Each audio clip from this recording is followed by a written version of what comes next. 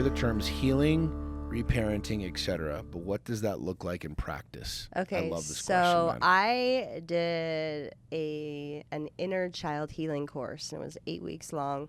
And this is where I was first introduced to this reparenting.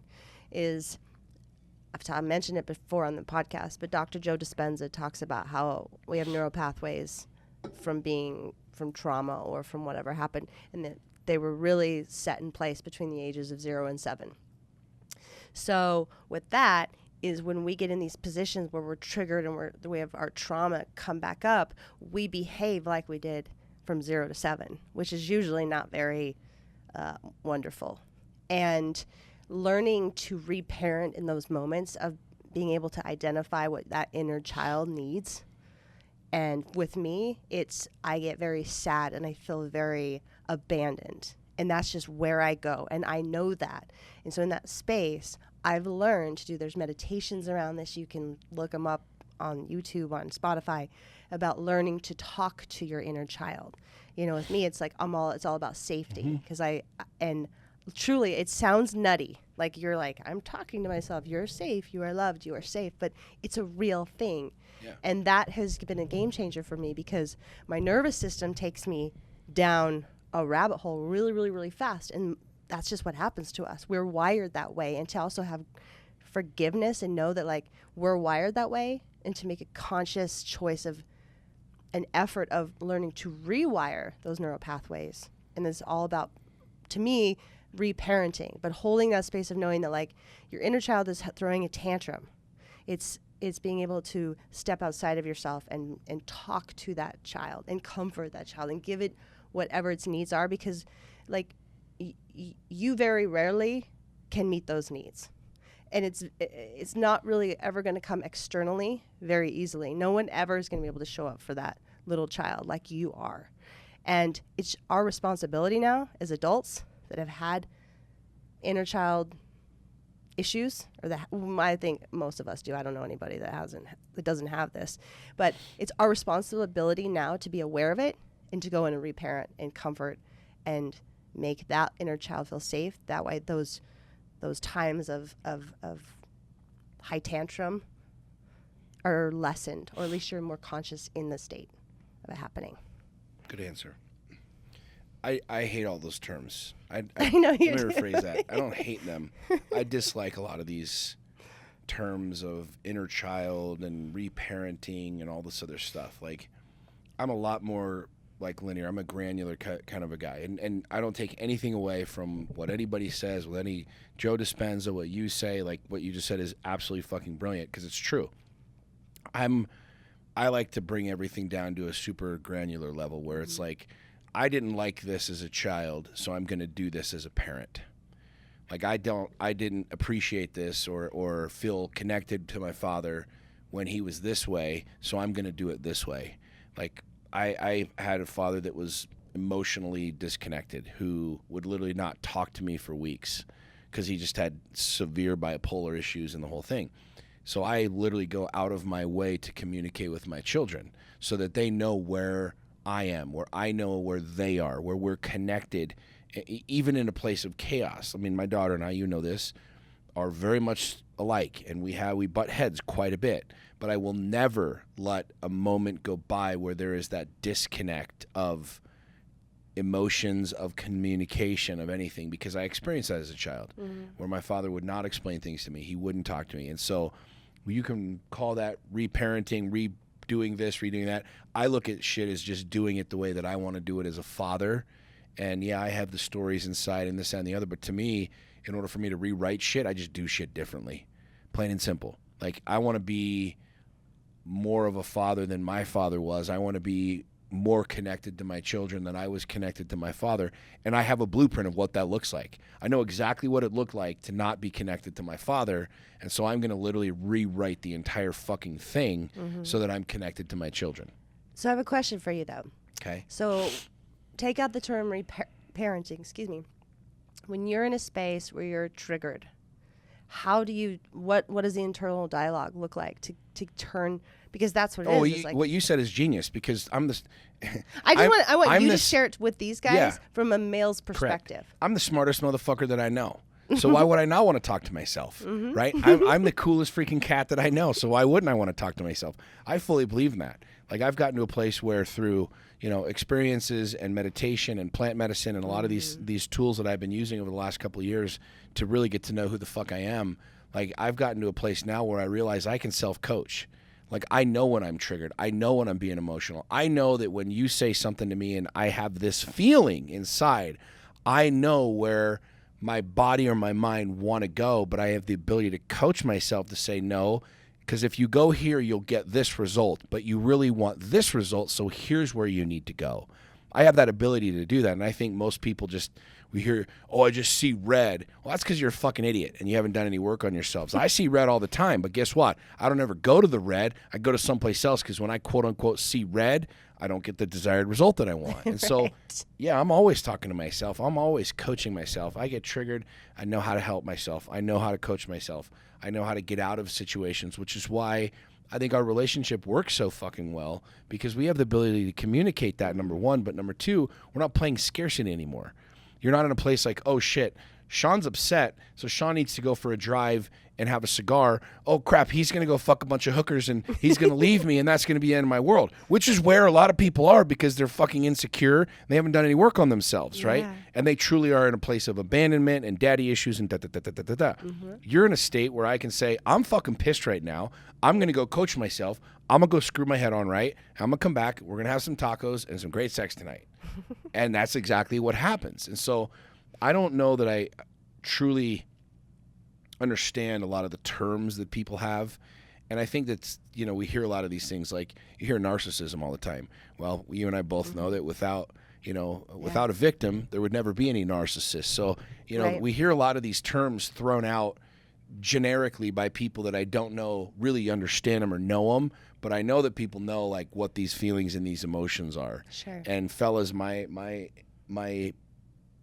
communication, my advice to you, if you give a fuck about it, is to handle your own shit, right? If you were abandoned by your father, then don't abandon your children, right? If you had don't abandon yourself. Severe issues like with not feeling like shit as a child, then do things today that help build up your confidence and your self-esteem. That's how you quote-unquote reparent. Now, this is the reason I don't like the word reparent, because I've never been a parent before.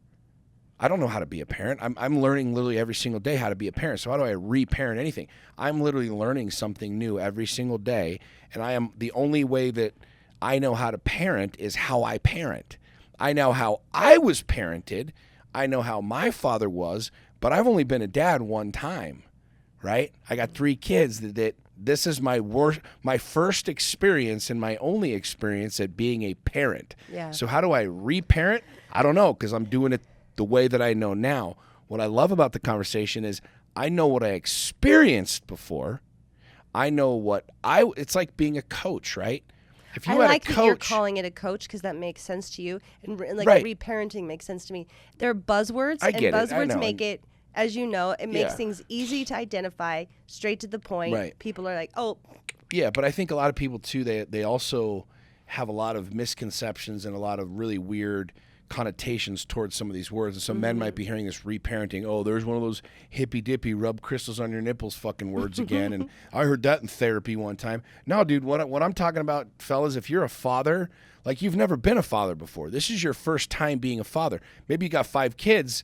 You're not a father 5 different times. You're a father one fucking time. And this is your tribe. These are your people. This is your deal, right? Like you don't reparent. How do you reparent? You only know how to be a parent one time. What you have, though, is an experience of how you were parented. If it was good, take the good from it. Use the good from it. If it wasn't good, don't do that shit. Do something different, which then means you have to learn how to do those things. So you have to learn how to be that person. You have to learn how to be the father that communicates. You have to learn how to do these things. And that ain't hippy-dippy. Like, right? Like if your dad was an abusive asshole, you have to learn how to not be an abusive asshole. If your father didn't communicate with you, like mine didn't communicate with me, you're going to have to learn how to communicate with your children, which is something that you can't put on your children, and you can't blame your fucking daddy for it. It's 100% on you to learn these skill sets to adapt to this new reality and become this new reality. Does that make sense? Yeah. And I love this because we're both kind of sharing in a different way, but I just clicked in my head that like it's true. I parent my kids in a way that like I needed to be parented. So that's the reparenting, but I include myself because all these things you can self-inflict. Yep. And it's like if I don't want to do it to my children or me at any given point in time. There is a book. It's called How to Do the Work.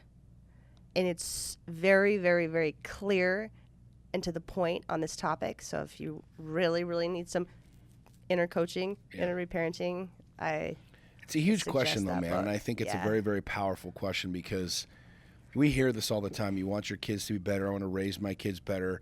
But a lot of times out there, people are literally rerunning the same story that they've been doing. They just label it different. We see it differently. Mm-hmm. We think we're different, but we're not that different. I mean, generational experiences are very, very real, right? And if your parent, I'm going to use money for an example. If we can use anything from weight to, if your parents were both fat and you're fat, you can blame it on your genetics and blame it on your parents, or you can look at it and say, well, I'm as undisciplined as my parents were. And chances are, if you break shit down to the common denominator, you're just as fucking undisciplined as your parents are. Because there's a lot of people that can break that chain and break that mold by simply doing something different, right? Yeah. But we blame it on my genetics, my mommy, my daddy, and deeply rooted inside of that, you're no fucking different than your parents. Mm-hmm. Same thing with money. My parents were broke, and so you're broke, and you have this. It's that you have the same literal DNA, the same literal programming that your parents had. You probably think about money the same way. You probably treat it the same way, and so it's on you to literally learn something new, to expand your skill set, to expand your knowledge. Like, I can't blame being a shitty dad on my father because I have a chance to be something completely fucking new. And so a lot of you listening that look at how you are as a parent and you look at how your parents are as a parent, I bet you're probably very similar in a lot of cases. There's a lot of you that aren't. I'm not making a general blanket statement, which I guess I kind of am, but whatever. You understand what I'm saying. But the truth is, like, a lot of people curse their parents for being shitty parents when the actual reality is you cursing your parents exactly what your fucking parents did to their parents. Yeah, it's generational thing.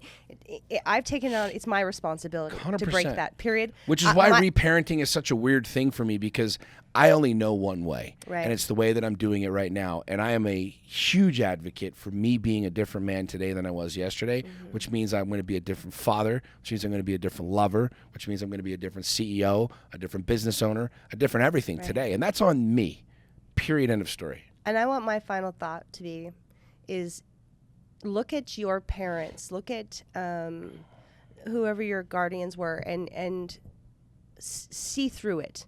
See through why whatever trauma happened, why whatever, however they didn't show up for you, and find the empathy of why they are that way and forgive them because none of us came with an instruction guide. I tell my kids, I'm like, I am a good mom, but I'm not the best mom, but I'm a damn good one. None of us came with instruction guides. And the best thing I've ever done for my own healing, is I've forgiven my parents for being who they were when I was where I was, when I was little, and knowing that it's, and knowing also like I have overweight people in my family. Yeah. And it is my responsibility to have a healthy body, to not carry on, the diseases of obesity and model something different for my children. It is our responsibility to break cycles. Yep. As they run rampant in families. I think that's why you and I get along so well. Is I had that epiphany years ago about my father, and I had this just big explosion in my brain where I realized my dad literally raised me the best he knew how to raise me. Yeah. Now you can sit in a place of judgment all you want, mom and dad, and guy, girl listening to this right now, go, well, they should have known. Fuck you. No. You're so off base. You should have. No. My father raised me the best that he knew how. And I know different. Doesn't make him bad, doesn't make me good, and none of that bullshit. My dad did the best that he knew how with the skill set and the tools that he had at that period of time in his life. and I consider myself a good man, and I have different tools, and I continue to learn different tools. And so I'm building a new parent, the only parent that I've ever known, which is me.